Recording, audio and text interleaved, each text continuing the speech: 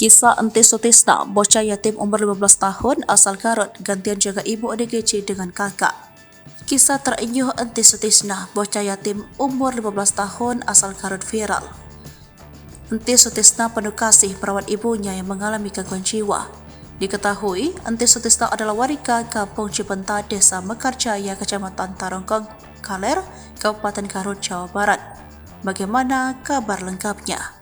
Dalam video berdurasi 15 detik itu, Enti secara hati-hati mengambil nasi lalu diusapkan kepada ibunya yang diketahui bernama Siti selama 49 tahun.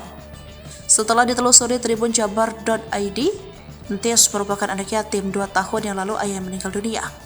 Dalam mengurus ibunda, Entis tidak sendiri. Ia dibantu kakaknya sendiri, Mahdar, 25 tahun. Mahdar menyebut ibunda itu sudah lama mengidap gangguan kejiwaan.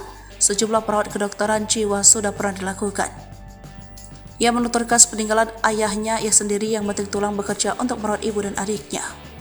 Jika dirinya sedang di luar rumah untuk bekerja, adiknya lah yang mengurusi dan menemani ibunya di rumah. Saya kerja ke pasar dengan tersayuran, lanjut Mahdar. Mahdar menjelaskan ibundanya itu akan diberangkatkan ke rumah sakit jiwa di Bogor. Ia berharap ibu yang dicintanya itu bisa kembali sehat. Mohon doa semoga ibu kembali sehat, ucapnya. Kepala Desa Mekarjaya Asep Setiawan mengatakan, kondisi kesehatan jiwa Siti selama sehari-hari diketahui normal, namun di waktu-waktu tertentu kadang mengalami kekambuhan. Ia menyebut Siti Salama merupakan warga yang aktif dalam setiap kegiatan di desanya, mulai dari pengajian di masjid hingga gotong royong. Tapi kadang-kadang suka kambuh, ujarnya.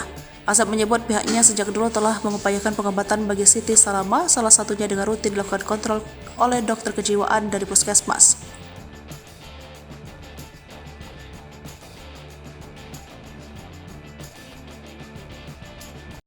Download Tribun X sekarang, menghadirkan lokal menjadi Indonesia.